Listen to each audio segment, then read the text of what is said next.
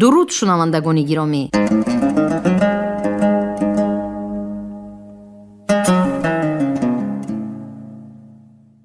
با توجه شما گفتار ادبی از سلسله خوانش بدیعی از روی اثر درون دنیای نویسنده خلقی تاجیکستان فضل‌الدین محمدیف در قرائت هنرمند شایسته تاجیکستان باباخان ستاری. آغاز گفتار 14.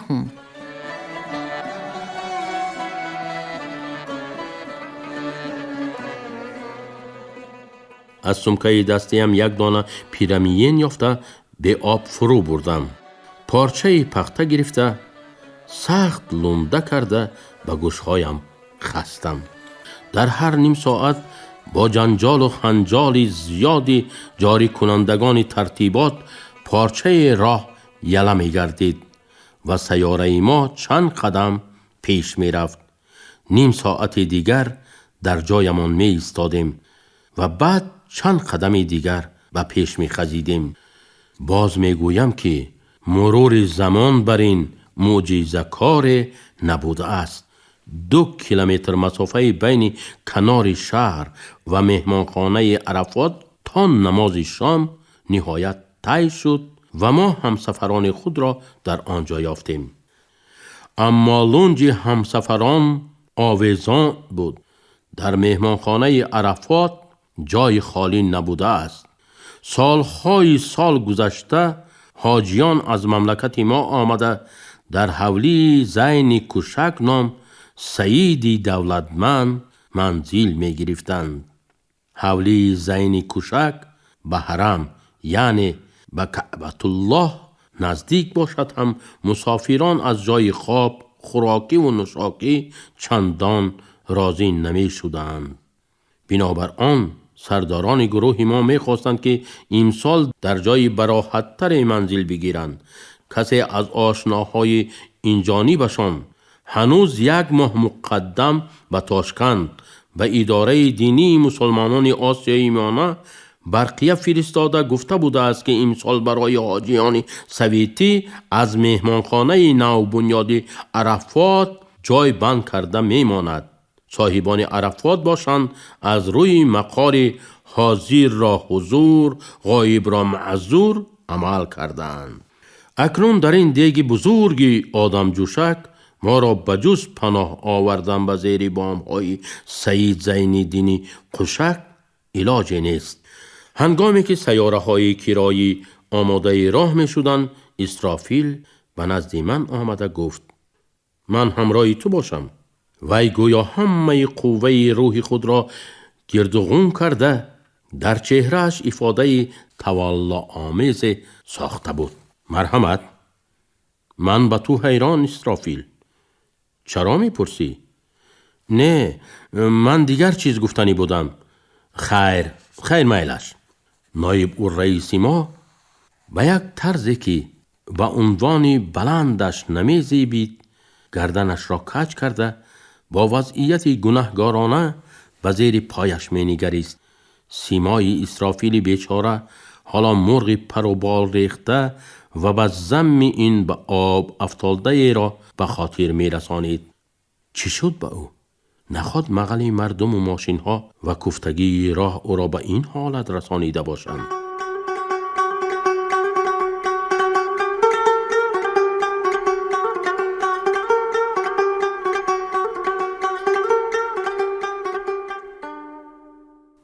قریبی گاوگم به حولی زین کوشک رسیدیم. از بین 2 قطار کت‌های یک کسه چوبین که احرام پوشان بسیاری در بالای آنها می نشستند گذشته به دالان تاریکی وارد شدیم. از دالان به راهروی و از آنجا به خانه در آوردند که دیوارهای از چرک و دود سیاه و در 3 طرفش نیم صفحه کمبری داشت. صاحبان حولی با قاری اکا و حاجی خلیل چون آشناهای دیرینه گرم پرسپاس می کردند. در پایگاه خانه سموار دود کنان می جوشید. در آن سوتر پریموس وراس می زد و در بالای آن نیز در قمقان آب می جوشید. از راهرو که در یک گوشه‌اش طهارتخانه‌ای برویش پرده کشیده شده واقع گشته بود. بخاری گرم و دل به حضور کننده چیرکابه به دماغ می رسید. در روی خانه دسترخوان پرتافتند. همه از صوفچا برخواسته به گرد دسترخوان دو زانو نشستند. اسرافیل را هرچند به بالا کشاله می کردند که از روی مرتبه و ریش و فش خود جای بگیرد، او از پهلوی من نرفت. اگر جای استقامتمان همین باشد به حال شما دلم می سوزد. گفتم به او چرا فقط به حال ما؟ خودت چی؟ چون که من به این بوی و بخار بسیار تاب آورم. یگان ساعت دیگر طاقت کرده می توانم. ثانی به طبیب می مانید. اسرافیل دست به دهانش برده خنده خود را پنهان کرد. یک پیالگی جرغات و نیم کاسگی ورمیشل شوربه آوردند. فاتحه خوانده برخاستیم و بیرون برآمدیم. مردی قاقینه سیاه اندامی که یک تهی سیاهی سیدانه به بر کرده بود، کتابچه در دست به پیش قطار گذشت و به زبان ویرانی ترکی گفت که انشالله به کعبه می رویم و هرچی او گوید ما باید تکرار کنیم. اعوذ بالله من الشیطان الرجیم. بانگ زد او و ما که بعد جرغات و ورمیشیل اندک قوت تازه جمع کرده بودیم این کلمات را از او بلندتر تکرار کند. او راهروان دعای دخول کعبه و غیره را جمله جمله ذکر میکرد و ما تکرار.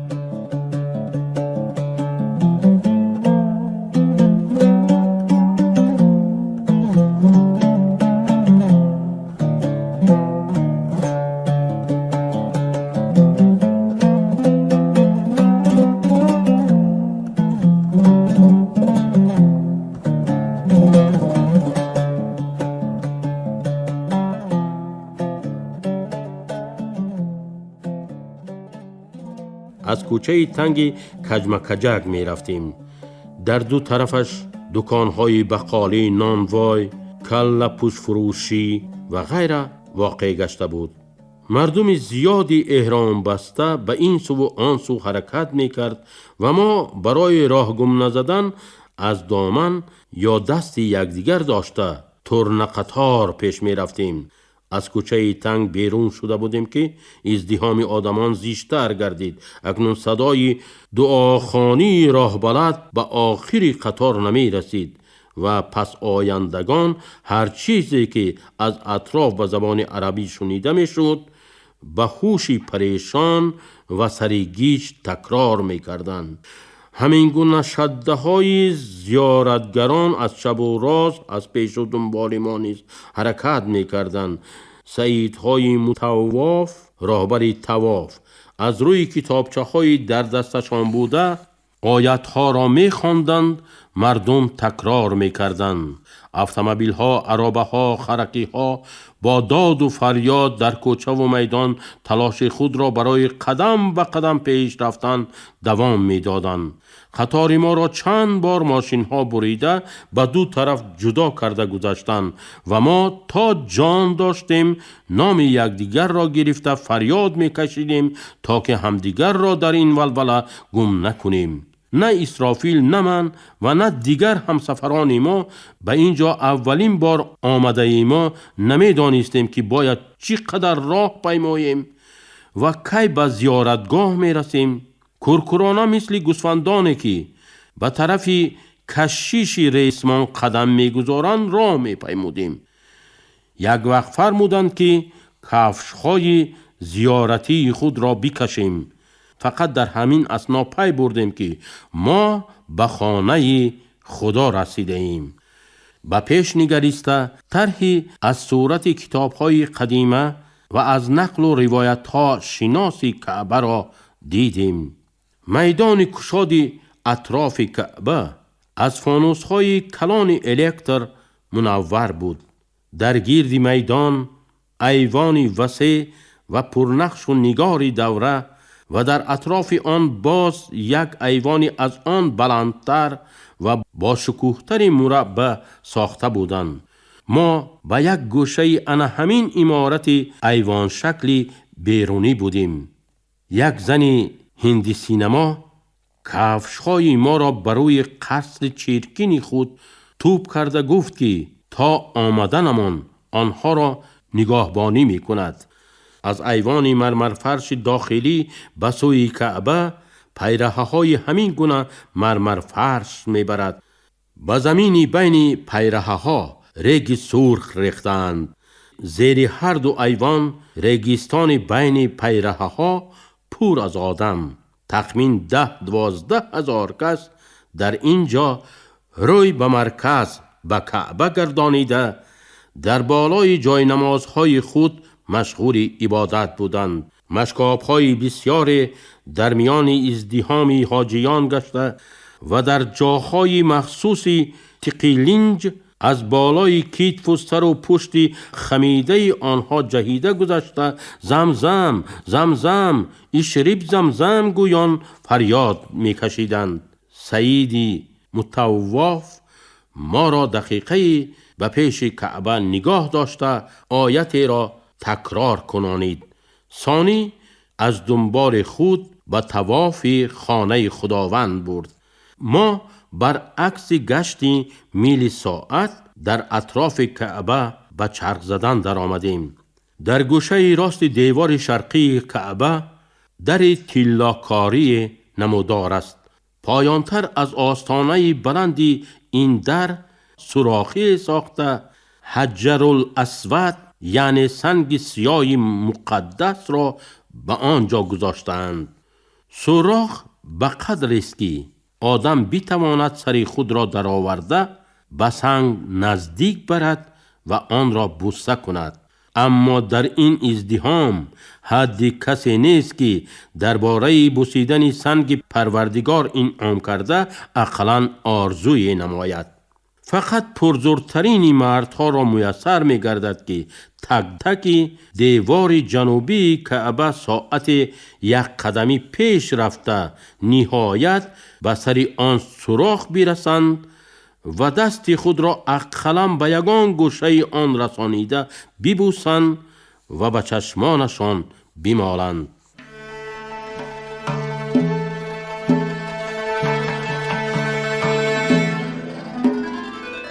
بس قصه های خونین با تاریخ این سنگ وابسته اند. بعد وفات پیغمبر نیز در هر 100-200 سال اسیانگر پیدا می شد و با زور اسلحه مکه مکرمه را ضبط کرده سنگ سیاه را از خانه خدا دور می انداخت و می گفت که به سنگ عادی سجده کردن بنده خدا خوب نیست.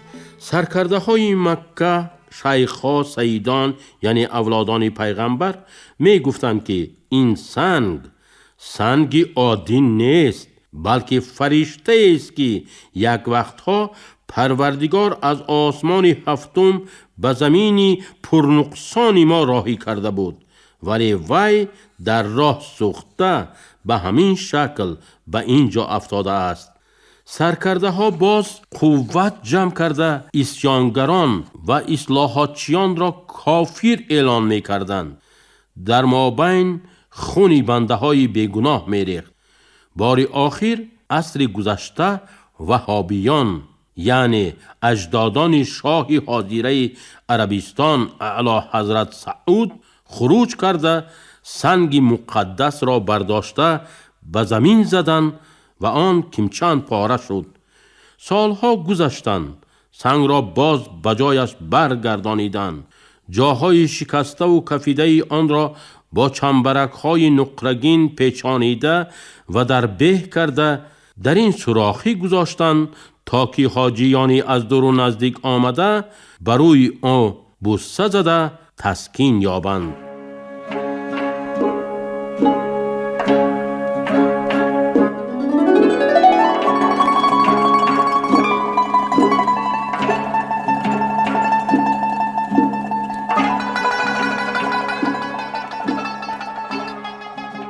ما دور میزنیم و هر باری که به مقابل سنگ مقدس می رسیم دست به هوا برداشته به سوی سنگ دست می افشانیم. گویا آن را از دور می بوسیم. غیر از این دست افشانی آیتی را از پس سید رهبلت ذکر کرده الله اکبر الله اکبر الله اکبر گویان خطاب می کنیم. تعامل چنین بوده است. از بس که به دیوار شرقی تا 200 نفر حاجیان مخصوصاً محکم اعتقاد دائما چسبیده می ایستند، همین طرف میدان خیلی تنگ گشته است و ما به خود با زور راه گشاده تا گذشتن از اینجا در اطراف تیر خود چند بار چرخ می زنیم. گاه پای از زمین کنده می شود، گاه پایان و گاه بالای احرام یله می گردد. می افتیم، می خیزیم و نهایت پس از 15-20 قدم پرمشقت باز به جای کشادتر برآمده همراهان خود را می جوییم و گوش می دهیم که مطواف کدام کلمه ها را ذکر می کند.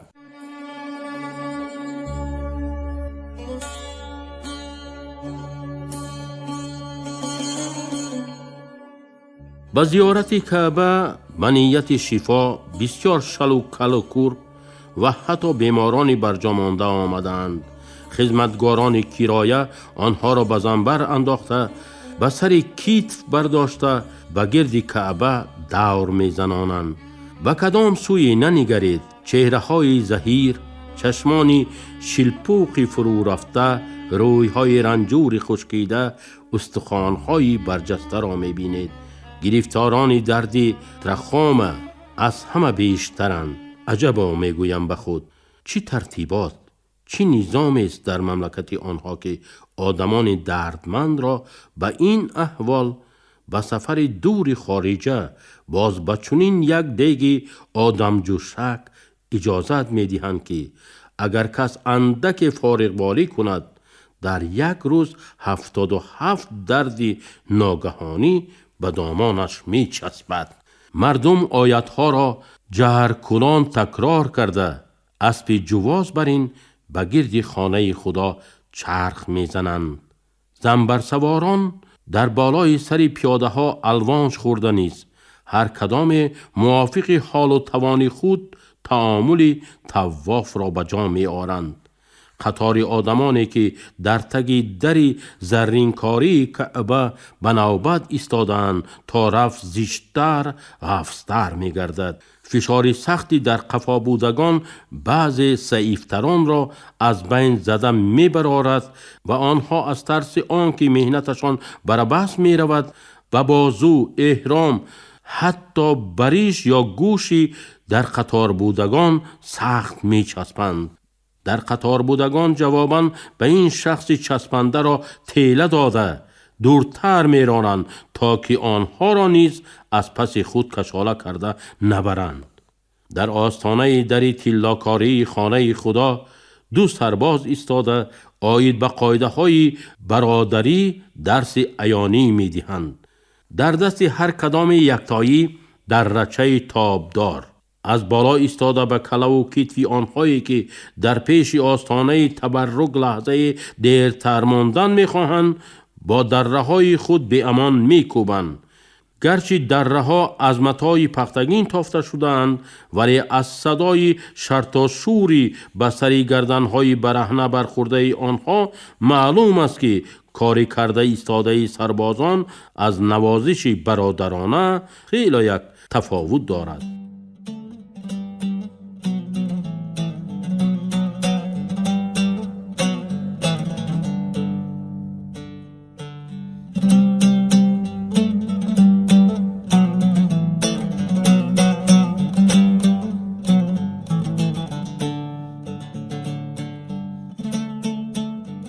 شنوندگان گرامی، شما گفتاری ادبی را از سلسله خوانش بدیعی از روی اثر درون دنیای نویسنده خلقی تاجیکستان فضلالدین محمدیف شنیدید. راوی هنرمند شایسته تاجیکستان باباخان ستاری، کارگردان شیرعلی نغزلی، محرر عابدجان سیدزاده. انجام گفتاری 14.